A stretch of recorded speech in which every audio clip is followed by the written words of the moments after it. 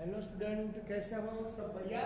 चलो आज हम शुरू करेंगे चैप्टर नंबर 1 में से मोस्ट इंपोर्टेंट क्वेश्चन, यानी कि ये पूछा जाएगा, ये कई बार पूछा गया है और ये पूछा भी जाएगा, इसलिए सबसे इंपॉर्टेंट क्वेश्चन है। तो अच्छी तरीके से पढ़ना और मैं जो पीडीएफ भेजूँ उसमें से लिखकर मुझे कल फ्री टाइम दिखाना।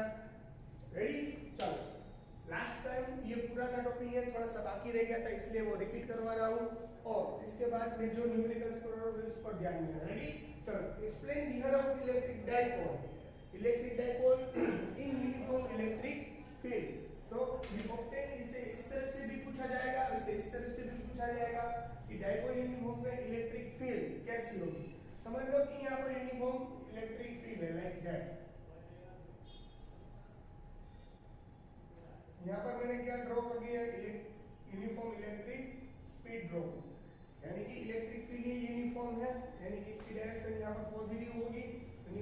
आपको मालूम है इलेक्ट्रिक फील्ड की डायरेक्शन पॉजिटिव टू नेगेटिव रहती है, इलेक्ट्रिक डाइपोल की नेगेटिव टू पॉजिटिव होती है। रेडी? समझ लो कि यहाँ पर कोई क्यू चार्ज है, यहाँ पर प्लस क्यू चार्ज है, यहाँ पर माइनस क्यू चार्ज है। रेडी? यहाँ पर प्लस क्यू चार्ज, यहाँ पर माइनस क्यू चार्ज। आगे बात समझने, इन दोनों का डिस्टेंस काटू है, इन दोनों का डिस्टेंस है 2 है। रेडी? चलो, अब अच्छी तरीके से देखो, यहाँ पर पॉजिटिव चार्ज है, इलेक्ट्रिक फील्ड इस डायरेक्शन में है, इलेक्ट्रिक फील्ड इस डायरेक्शन में है, ये पॉजिटिव चार्ज है, यहाँ पर नेगेटिव होता है, आपको मालूम है। तो यानी कि ये चार्ज की डायरेक्शन इस डायरेक्शन में हो जाएगी, चार्ज की डायरेक्शन इस डायरेक्शन में हो जाएगी, यानी ये इस तरफ मूव करने की ट्राई करेगा। सेम कंडीशन यहाँ, ये किस तरफ मूव करने की ट्राई करेगा? इस तरफ, यानी कि इसकी फोर्स की डायरेक्शन इस तरफ हो गई, इस पर भी कुछ फोर्स अप्लाई होगा ना, क्योंकि इलेक्ट्रिक फील्ड इस पर लग रही है, यानी इलेक्ट्रिक फील्ड डायरेक्शन इस तरफ है, यानी कि फोर्स किस तरफ होगा? इसका इस तरफ। आई बात समझ में आई? इसका फोर्स किस डायरेक्शन में? यहाँ पर। यहाँ क्या होता है? टॉर्क ढूंढना है। टॉर्क कब मिलता है? अगर दो इक्वल चार्जेस इलेक्ट्रिक फील्ड में प्रेजेंट हो और इलेक्ट्रिक फील्ड के रीजन से दोनों पैरेलल है। देखो, इसकी डायरेक्शन, फर्स्ट की डायरेक्शन इस तरफ, सेकंड की इस तरफ, यानी दोनों एक दूसरे से पैरेलल है। अगर कि इलेक्ट्रिक फील्ड में दो इलेक्ट्रिक चार्ज प्रेजेंट रहा और उस पर फोर्स अप्लाई होता है पर एक दूसरे से परपेंडिकुलर, तो अब क्या होगा? देखो, ऐसे में एक एग्जांपल समझाता हूँ। आपके पास ऐसी पेन पड़ी है, यहाँ पर से इलेक्ट्रिक फील्ड जा रही है। रेडी? तो यहाँ पर कौन सा चार्ज था? पॉजिटिव। यहाँ पर कौन सा चार्ज है? नेगेटिव। अगर इलेक्ट्रिक फील्ड जा रही है तो इलेक्ट्रिक फील्ड क्या करेगी? इस डायरेक्शन में है ना, इसकी इलेक्ट्रिक फील्ड इस डायरेक्शन में, यानी ये ऐसे पड़ी हुई है, तो यानी ये इससे फोर्स लगाएगी ऐसे, और ये कैसे फोर्स लगाएगी? ऐसे, यानी इसके ये घूमती जाएगी, यानी ये उस पर फोर्स लगाएगी, यानी ये घूमेगी। आई बात समझ में अच्छी तरीके से? यानी कि इसका फोर्स इस डायरेक्शन में होगा, इसका फोर्स इस डायरेक्शन में, यानी ये वेरिएबल यानी घूमेगी, इसलिए इसको हम टॉर्क समझेंगे। आई बात समझ में? तो पहले force acting on plus q charge, force acting on plus q charge. चलो, force acting on first q charge यानी F1 क्या रहेगा? FQ, पॉजिटिव क्यू लिखता हूँ। रेडी? F प्लस क्यू यानी कि F1 लिखता हूँ, फॉर्मूला। तो क्या रहेगी फोर्स? वो आपको मालूम है क्या? फोर्स की फॉर्मूला क्या थी? इलेक्ट्रिक फील्ड हो तब फोर्स की फॉर्मूला है, आपको मालूम होनी चाहिए। E इज इक्वल टू क्या था? याद करो, electric field Q upon F1, Q0 था, F is equal to QE होगा। रेडी? तो E is equal to F/2 था ना पहले, याद आई ये फॉर्मूला? तो F1 is equal to electric field भी प्रेजेंट हो, इलेक्ट्रिक फील्ड भी प्रेजेंट हो। यहाँ का आई बात समझ में कि नहीं समझ में आई? भूल गए हो कहने वाली चीज है नहीं ना? देखो, हमने last time E is equal to F upon Q वाली फॉर्मूला समझी थी ना? तो अब यहाँ पर फोर्स है, तो यहाँ पर Q यहाँ जाएगा तो क्या होगा? QE, F is equal to QE, तो यहाँ पर Q इंटू E हो जाएगा, Q इंटू E। रेडी? आई बात समझ में? पर ये कौन से डायरेक्शन में वो आपको देखना जरूरी है। रेडी? चलो, अब क्या होगा? रेडी? अब क्या होगा? फोर्स एक्टिंग ऑन द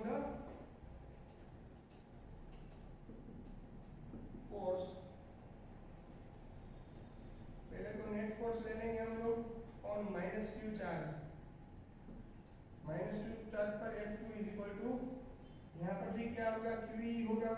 क्यों QE होगा? क्योंकि यहाँ पर नेगेटिव है सर, नेगेटिव नहीं लेना है, नहीं लेना, मैग्नीट्यूड ऑलवेज पॉजिटिव होता है बेटा। रेडी, मैग्नीट्यूड लेनी है, इसलिए यहाँ पर QE F2 का फोर्स। अब हम सीखेंगे रिजल्टेंट फोर्स। अब हम सीखेंगे नेट फोर्स, अदरवाइज हमारा रिजल्टेंट फोर्स। तो नेट फोर्स कैसा हो जाएगा? Net force is equal to F1 plus F2। और ये आपको मालूम है, देखो इसकी डायरेक्शन ये है, डायरेक्शन इसकी direction F1 is equal to -F2 होगा या नहीं होगा? आई बात समझ में? दोनों की डायरेक्शन कैसी है? उल्टी है। ये A कह दो, इसे B कह दो, कोई दिक्कत नहीं है। चलो मैं इसे B कह देता हूँ, इसे A कह देता हूँ। रेडी, यानी B की डायरेक्शन इस डायरेक्शन में, A की डायरेक्शन उस डायरेक्शन में, दोनों ऑपोजिट डायरेक्शन में फोर्स अप्लाई हो रही है। और डायरेक्शन कैसी है? ऑपोजिट और पैरेलल है, ऑपोजिट और पैरेलल है। F1 is equal to -F2 लिखा जाएगा क्योंकि एक दूसरे से पैरेलल, यानी कि F1 की जगह -F2 लिख सकते हो, -F2 प्लस F2, यानी हमारा टोटल नेट फोर्स हो गया 0। नेट फोर्स कैसा हो गया? 0। नेट फोर्स हमारा कैसा हो गया स्टूडेंट? 0। आई बात समझ में? आई बात समझ में? नेट फोर्स वगैरह हमारा 0। पर हमें नेट फोर्स नहीं ढूंढना है भाई, हमें तो टॉर्क ढूंढना है। तो टॉर्क कब आएगा? व्हेन, यहाँ पर एक लिख रहा हूं, ध्यान रखना, व्हेन इक्वल रेडी, यहाँ पर देखना, when equal and unlike charges, equal and unlike charge, parallel force acting a body, acting any body to different to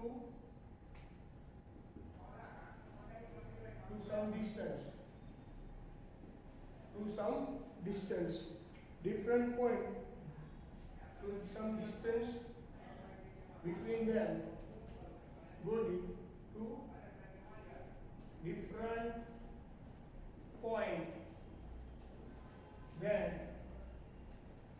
its form of torque. Torque किसे कहा जाएगा वो मैंने समझाया कब?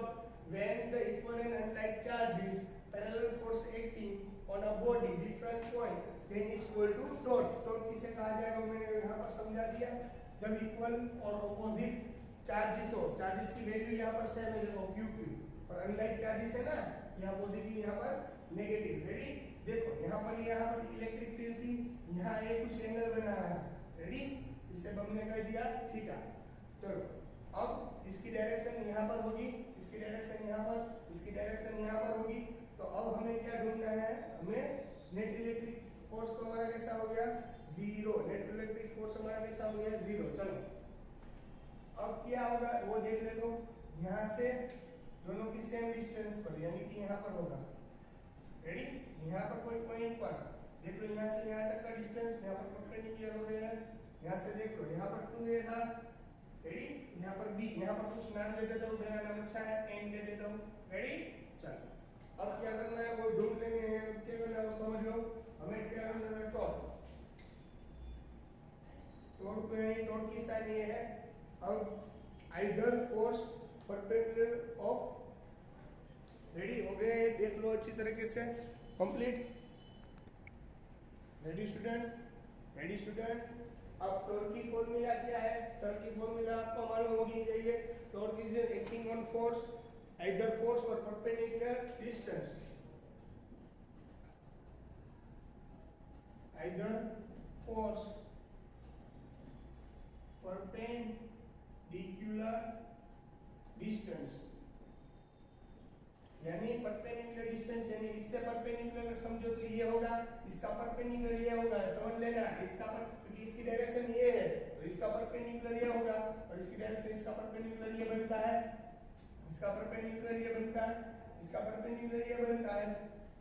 तो यहाँ से यहाँ तक का आइदर फोर्स यानी F1 के देता।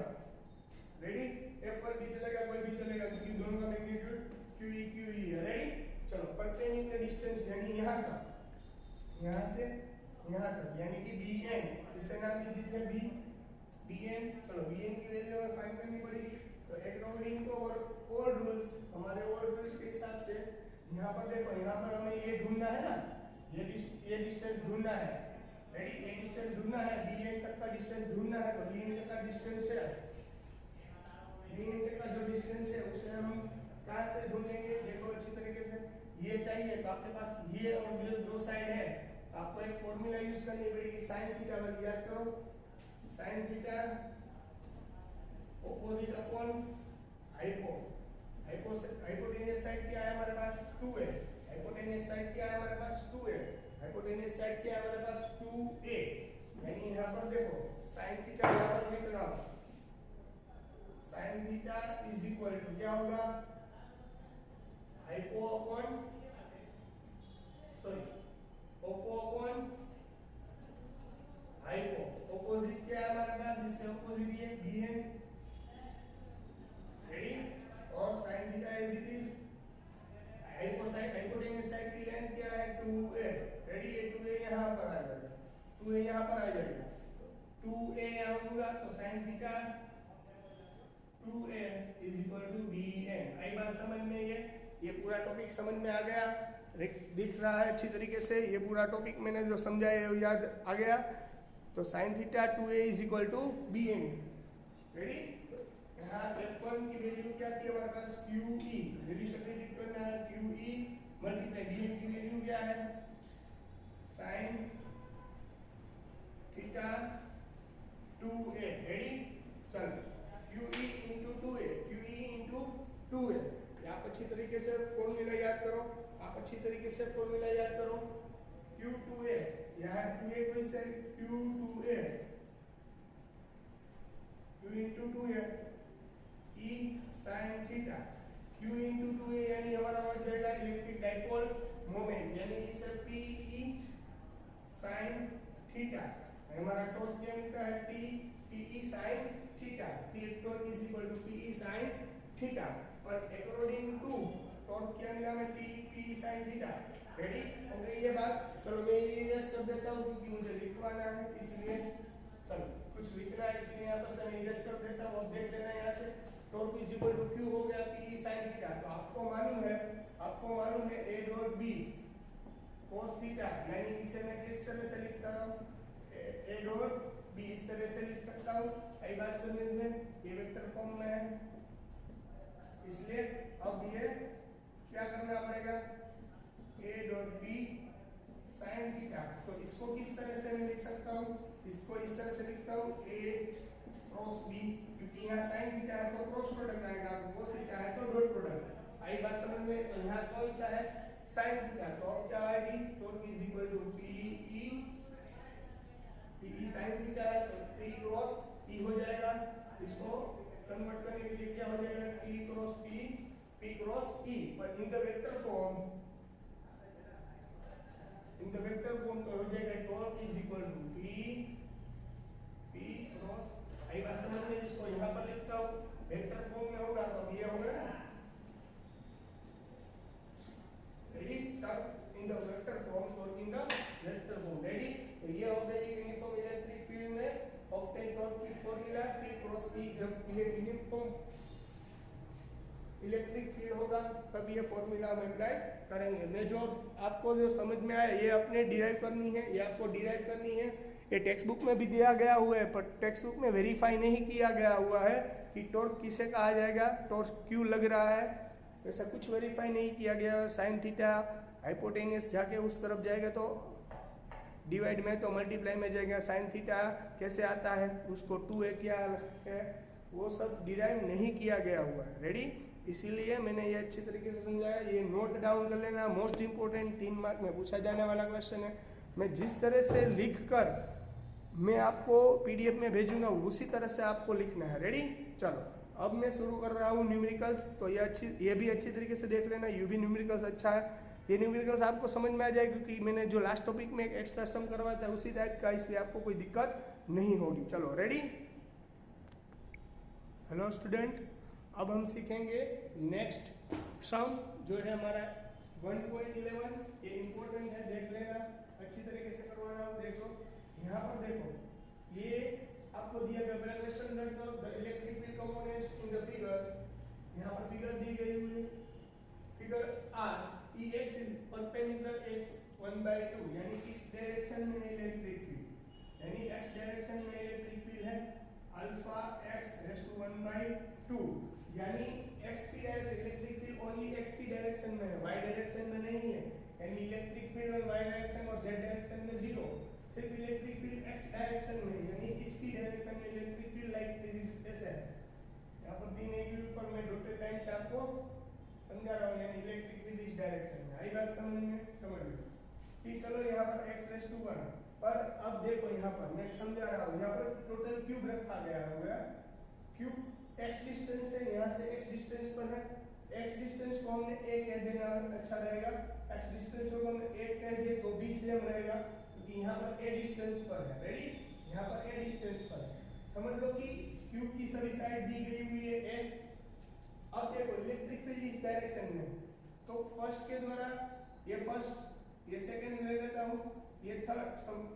रेडी, चलो ये डायरेक्शन ले लो, तो अब इलेक्ट्रिक फील्ड आपकी यहाँ पर देखो, तो ये पूरा क्यूब है। रेडी, ये पूरा क्यूब, सॉरी ये स्क्वायर है। रेडी, ये भी स्क्वायर है। टोटल इसकी 6 साइड है, वो आपको मालूम है अच्छी तरीके से। रेडी, तो ये दो साइड छोड़ देता हूँ पहले, बाकी की साइड की। चलो ये क्यूब है, तो इसकी डायरेक्शन, एरिया डायरेक्शन किस तरफ रहेगी? ऊपर के साइड, एरिया डायरेक्शन ऊपर के साइड रहेगी। आगे बात समझ में, इलेक्ट्रिक फील्ड इस डायरेक्शन में, यानी कि दोनों एक दूसरे से परपेंडिकुलर, दोनों एक दूसरे से परपेंडिकुलर, परपेंडिकुलर यानी कि 19 का एंगल बनता है, cos थीटा आता है, तो थीटा इज इक्वल टू हमारे पास यहाँ पर cos थीटा की जगह क्या ऐड करना पड़ेगा? 19, cos 19, यानी आपको मालूम है cos 19 क्या होता है? 0, यानी ये पूरी साइड के लिए फ्लक्स 0 हो गया, सब साइड के लिए फ्लक्स जोड़ो और सबको कंबाइन कर दो, तो हमें मिल जाएगा यहाँ पर which alpha is equal to 800। Calculate the flux through the cube, पूरा क्यूब का फ्लक्स ढूंढना है, और ऊपर का तो पहले 0 हो गया।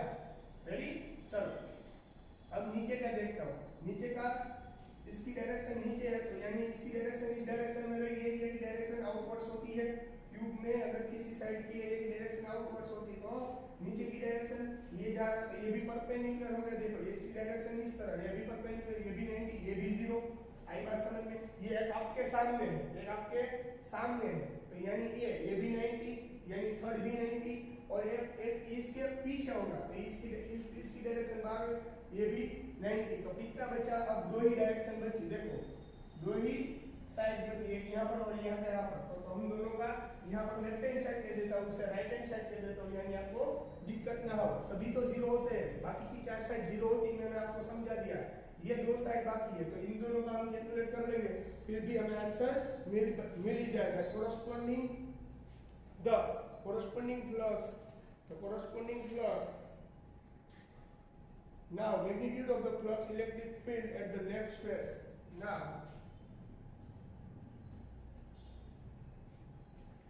लेफ्ट साइड यानी इलेक्ट्रिक फील्ड इस डायरेक्शन में देख लेते हैं हम। The magnitude of the electric field, the magnitude of electric field on the left direction. Ready, electric field, the magnitude of electric field, मतलब पहले क्या लेफ्ट साइड में field at the left faces field. चलो ले लेता हूँ electric flux और electric field में फ्लक्स, तो electric flux but in the left direction, electric flux in the left direction में फॉर्मूला क्या है? E into dA, area direction cos theta, यहाँ पर थीटा भी 180, क्यों यहाँ पर थीटा 1 में इलेक्ट्रिक फील्ड की डायरेक्शन इस डायरेक्शन में, और आप देख सकते हो इसका एरिया है, ये क्यूब का एरिया इस डायरेक्शन में होगा, यानी दोनों ऑपोजिट डायरेक्शन है, दोनों की डायरेक्शन इलेक्ट्रिक फील्ड डायरेक्शन में, एरिया डायरेक्शन इस डायरेक्शन में, यानी दोनों ऑपोजिट है। आई बात समझ में? यानी एरिया कई जगह S भी लिख सकते हैं हम, एरिया के लिए A लिखते हैं ना, तो कहीं टेक्स्ट बुक में ये डेल्टा S दिया गया हो, तो टेंशन नहीं लेना है, ये डेल्टा S यानी ए एरिया ही है हमारा, आई बात समझ में, ds यानी हमारा एरिया ही है, e into ds, ready, area की डायरेक्शन e लेफ्ट है यानी l लिख रहा हूं, e लेफ्ट के लिए है, तो d cos थीटा, थीटा हमारा क्या है 180, तो ds is equal to 1 cos 180, cos 180 यानी -1, cos 180 यानी -1, e into a, ready, area, area कौन सा है a, यहाँ पर क्यूब है तो क्यूब का एरिया कौन सा है, l multiply b, l multiply b, l multiply b यानी a की जगह पर एरिया क्या हो गया, l मल्टीप्लाई b, किसका एरिया है, क्यूब सॉरी स्क्वायर का एरिया की formula l multiply b, area यानी a और b यानी लेंथ और ब्रेथ दोनों ये a ही दिया गया है, लेंथ और ब्रेथ यानी a स्क्वायर हो जाएगा a स्क्वायर, तो हमारा फॉर्मूला e लेफ्ट के लिए क्या हो गया -e स्क्वायर। अब क्या करना है, हमें राइट के लिए ढूंढना है और दोनों को क्या कर देना है, हमें कंबाइन कर देना, दोनों को क्या करना है, हमें कंबाइन कर देना, ये बात समझ में, चलो now the magnitude of electric flux right face is, चलो राइट फेस के लिए मैग्नीट्यूड क्या रहेगा, electric field on right face, electric flux on right face E into ds cos theta. यहाँ पर देखो इसके लिए इसकी डायरेक्शन किस डायरेक्शन में, यहाँ पर होगी, इसकी डायरेक्शन यहाँ पर होगी, एरिया डायरेक्शन यहाँ पर लिखना पड़ेगा, इसकी एरिया की डायरेक्शन यहाँ पर, इलेक्ट्रिक फील्ड की डायरेक्शन भी सेम यानी same direction, theta will be 0, तो यहाँ पर theta is equal to 0, ready, theta 0 होगा तो e into ds, ready, ds theta 0 cos 0 यानी 1, cos 0 यानी 1, तो यहाँ क्या होगा e into ds, ds यानी एरिया, ds यानी कि यहाँ पर भी क्यूब है, एरिया का फॉर्मूला l मल्टीप्लाई d होगा, l मल्टीप्लाई d यानी यहाँ साइड की वैल्यू a दी गई हुई है, a into s पर, आई बात समझ में, आई बात समझ में, आई बात समझ में, चलो रेडी, कंप्लीट हो गया, समझ में आ गई पूरी बात। अब देखो फ्लक्स हो गया, flux on the left side, flux on the left side में, flux on the left side and flux on the right side, ready, आगे बात समझ में कंप्लीट। इसमें कुछ भी दिक्कत हो तो आप मुझे बोल सकते हो, रेडी, चलो अब हमें क्या करना है, आप अच्छी तरीके से देख लो, तो यहाँ क्या है x, रेडी, चलो ये लिख लो अच्छी तरीके से। अब यहाँ एक पॉइंट दिखाता हूँ मैं, यहाँ पर क्या ex is equal to x यानी यहाँ से यहाँ तक का डिस्टेंस, यानी e पहले लेफ्ट के लिए होगा, पहले इसके लिए डिस्टेंस यानी el इज इक्वल टू क्या होगा अल्फा, अल्फा क्या है हमारे पास, alpha as it is, x की जगह क्या वैल्यू सब्स्टिट्यूट करनी पड़ेगी, इन दोनों का डिस्टेंस, इसे मैं x is equal to a भी लिख सकता हूँ, x is equal to a भी लिख सकता हूँ, यानी a 1/2, और राइट साइड के लिए क्या होगा alpha as it is, alpha as it is, alpha as it is, x की जगह क्या आएगा, इतना डिस्टेंस ये था, तो सामने की साइड इसका ऑपोजिट है यानी इस साइड ए होगा, तो इसका डिस्टेंस अगर ये रहा तो इसका क्या रहेगा a प्लस a यानी 2 है, तो इसका x की जगह में यहाँ पर क्या यूज करना पड़ेगा मुझे, x की जगह 2 है, क्यों, क्योंकि यहाँ पर इस डिस्टेंस के लिए, आई बात समझ में, यहाँ पर x के लिए नहीं, इससे डबल डिस्टेंस यानी यहाँ पर यहाँ से यहाँ डिस्टेंस ये था, और यहाँ से अगर यहाँ तक का और एक डिस्टेंस a है यानी a प्लस a 2 हो गया, यानी यहाँ साइड कर लेना, यानी x की जगह में क्या ऐड करना पड़ेगा, यहाँ पर 2 है, अगली बात समझ में। अब हमें क्या करना है, नेट फ्लक्स लेना है, नेट फ्लक्स लेना है, चलो हम नेट फ्लक्स कैसे ढूंढेंगे वो आपको समझा देता हूँ। Net flux for the, ready हो गई, हमें यह फ्लक्स लेफ्ट हैंड साइड और राइट हैंड साइड मिल गया, अब हमें क्या ढूंढना है, नेट फ्लक्स, चलो रेडी, ये इरेज कर देता हूँ, नेट फ्लक्स, रिजल्टेंट फ्लक्स भी कह देते हैं उसे, नेट फ्लक्स यानी फाइनल फ्लक्स, तो फॉर्मूला क्या है, QL plus right hand side plus left hand side, ready? ये बात समझ में आई? अच्छी तरीके से बात समझ में। लेफ्ट प्लस, पहले लेफ्ट हैंड साइड का ढूंढा था ना, तो L plus R। Ready? L क्या है? फ्लक्स लेफ्ट साइड का था, माइनस लेफ्ट हैंड साइड का फ्लक्स कौन सा था और राइट हैंड साइड का फ्लक्स कौन सा है, वो आपको अपनी तरह से लिख लेना है। बड़े में से ऐसा आता है ना, रेडी? तो भी चलेगा, कुछ दिक्कत नहीं होगी। चलो, राइट फ्लक्स कौन सा है देख लो। तो left flux, sorry right flux कौन सा है? E A square. Ready? Plus right flux, left flux कौन सा है? Minus E A। Complete. Ready? यही बात समझ में। लेफ्ट फ्लक्स और राइट फ्लक्स की वैल्यू पता चल गई आपको? यहाँ पर कोई दिक्कत है आपको? दोनों, और अगर कोई पूछेगा सर ये जीरो नहीं होता है, ये जीरो नहीं होता है, पर लेना है यहाँ पर लेफ्ट लिख लेता हूँ, यहाँ को जीरो नहीं हो, यहाँ पर आर लिख देता हूँ। Ready? Electric field on R. चलो, ये नॉन यूनिफॉर्म है, अगर यूनिफॉर्म होता, समझाता हूँ, ये नॉन यूनिफॉर्म है। क्यों? क्योंकि नॉन यूनिफॉर्म है क्योंकि अगर एक्स डिस्टेंस बढ़ेगा, एक्स डिस्टेंस बढ़ेगा तो इलेक्ट्रिक फील्ड की मैग्नीट्यूड चेंज होगी यहाँ पर, इसलिए नॉन यूनिफॉर्म है। कौन सा है? Non uniform. अगर यूनिफॉर्म होता तो आंसर जीरो आ जाता, आंसर जीरो, पर ये नॉन यूनिफॉर्म इलेक्ट्रिक फील्ड है।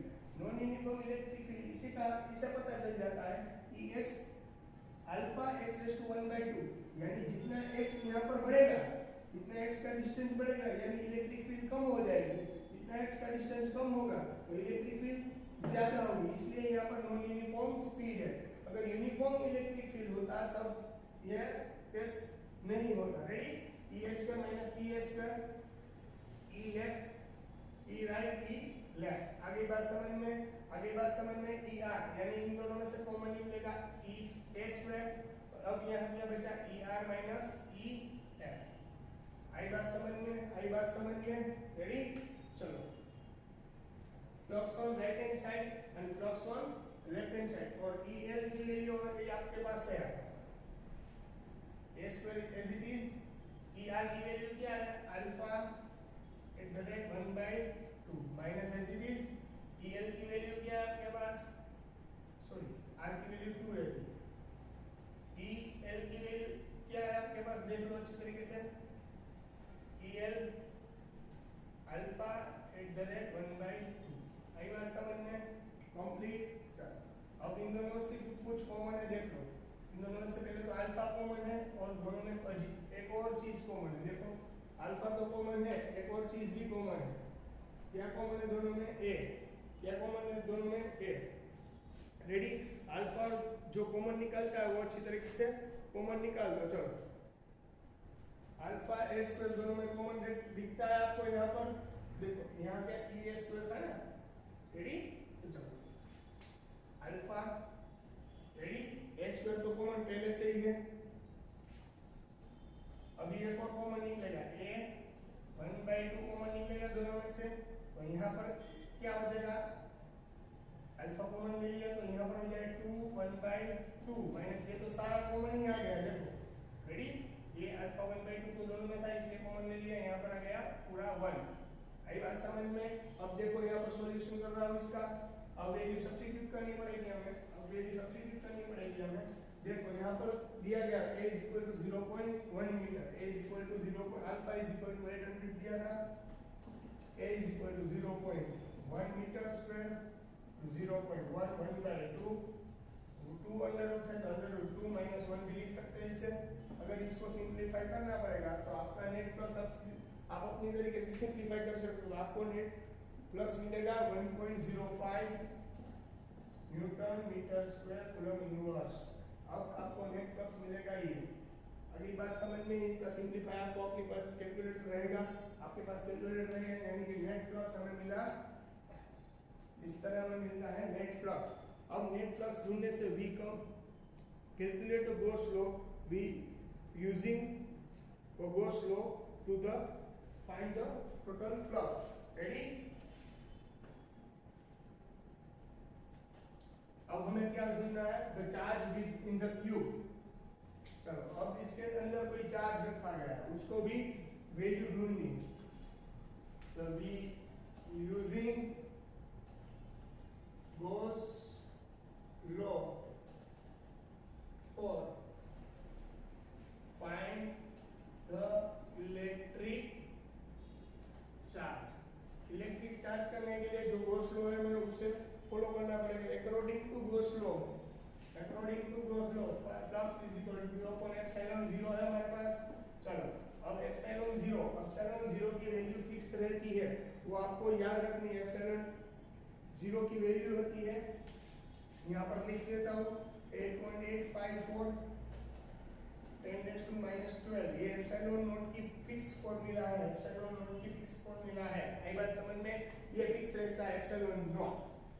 चलो flux as it is, Q क्या था हमारे पास, हमें तो क्यू ढूंढना है, तो ये डिवाइड में यहाँ जाएगा तो मल्टीप्लाई में क्यू यानी फ्लक्स इनटू एप्सिलॉन 0। फ्लक्स क्या था 1.05 मल्टीप्लाई 8.854 10⁻⁻12। तो अप्रोक्सीमेटली इसका आंसर है 2.27 रेडी, सॉरी 9.27 10⁻12 9.27 10⁻12 ये इसका आंसर रहेगा। यानी हमें यहाँ पर इलेक्ट्रिक चार्ज भी मिल गया। आया अच्छी तरीके से समझ में? आई अच्छी तरीके से बात समझ में? किसी को नहीं समझ में आया तो बोल देना रेडी। अब हमें फ्लक्स भी मिल गया। We using a Gauss law for find the electric charge. Electric charge कैसे हमने ढूंढ लिया रेडी। यहाँ पे इसमें कोई दिक्कत हो, ये इंपॉर्टेंट है, अच्छी तरीके से देख लेना। फिर भी नहीं समझ में आया तो मुझे बोल देना। ओके रेडी, आपको होमवर्क में ये दोनों करना पड़ेगा। चलो goodbye and take care.